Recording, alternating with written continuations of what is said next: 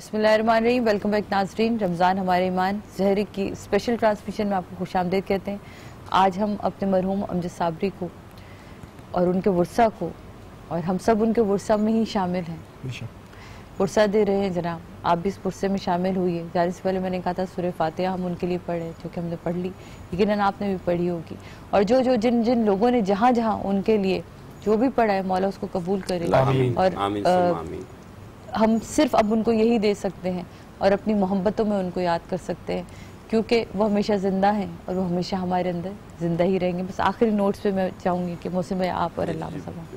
بسم اللہ الرحمن الرحیم. میں ایک بات کہوں گا کہ حضور فرماتے ہیں جب شہید جب اللہ کے سامنے اپنی جان دیتا ہے تو اللہ تعالیٰ اپنی تجلیات کا اسے نظارہ کراتا ہے، اور اس کا زمین پر ایک جب خون کا قطرہ گرنے لگتا ہے اس سے پہلے اللہ بخشش کا اس کا اعلان فرما دیتا ہے. پہلی بات. اور دوسری بات، رسول اللہ کی تمنا ہے. یہ حدیث بیان فرما رہا ہوں کہ رسول اللہ، مفہوم بیان کر رہا ہوں کہ رسول اللہ کی تمنا، اللہ کے رسول فرماتے ہیں کہ میرا جی چاہتا ہے کہ اللہ مجھے شہید کرے اور میں شہید ہوں، اور پھر اللہ مجھے زندہ کرے اور میں پھر اللہ کی راہ میں شہید ہوں. یہ رسول کی تمنا ہے. تو جب رسول کی تمنا ہو، جس کو یہ تمنا مل جائے، اس کا مقام کیا ہوگا.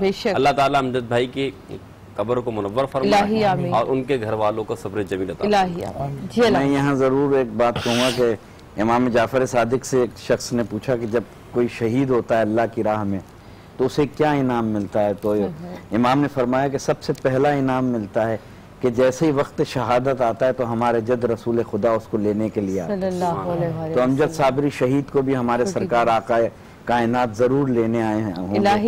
اور دوسرے یہ کہ شہید زندہ ہے، امجد بھائی زندہ ہیں، زندہ رہیں گے. اور میرا یہ ایمان ہے کہ ہمارے ایصال ثواب کی ان شہید کو ضرورت نہیں ہے، بلکہ وہ ہمارے لیے بخشش کا باعث بنے. بے شک. سبحان اللہ. سبحان اللہ. امجد بھائی اپنی دعا میں ہمیں یاد رکھیں، کیونکہ آپ بہت اعلیٰ مقام پر ہیں اور ہم اس وقت تک بہت ہی بری جگہ پر ہیں اس دنیا میں.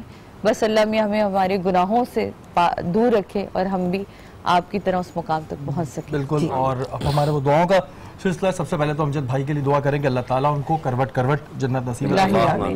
ابرار صاحب کے لیے دعا کریں کہ انہوں نے ابھی اپنا نیا کاروبار شروع کیا ہے، اللہ پاک اس پہ برکت فرمائے. یاسر کی والدہ کے لیے دعا کریں کہ ان کی آنکھوں کا مسئلہ جلد سے جلد حل ہو جائے. عامر کے لیے دعا کریں کہ ان کے اپینڈکس کا آپریشن ہوا ہے وہ خیر و عافیت سے کل ہونا ہے، وہ خیر و عافیت سے ہو جائے. اور کیمرہ مین ہمارے عابد شاہ، ان کے لیے دعا کریں کہ ان کا ایکسیڈنٹ ہوا ہے، اللہ پاک انہیں جلد صحتیابی عطا فرمائے. اور آخر میں دعا ہے ہم سب کے لیے کہ یا اللہ ہمارے دلوں کو منافقت سے، ہمارے عمل کو دکھاوے سے، ہماری زبان کو جھوٹ سے اور ہماری آنکھوں کو خیانت سے پاک کر دے، اور ہم سب کو اپنا شکر گزار بندہ بنا.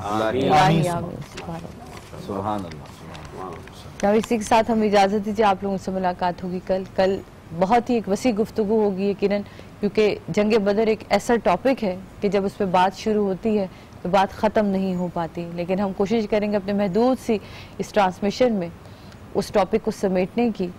تو جناب انشاءاللہ آپ سے کل ملاقات ہوگی. میرے بھائی کو اپنی دعاؤں میں یاد رکھیے گا اور ان کے طفیل ہم سب کو بھی اپنی دعاؤں میں یاد رکھیے گا. اپنا خیال رکھیے. اللہ حافظ.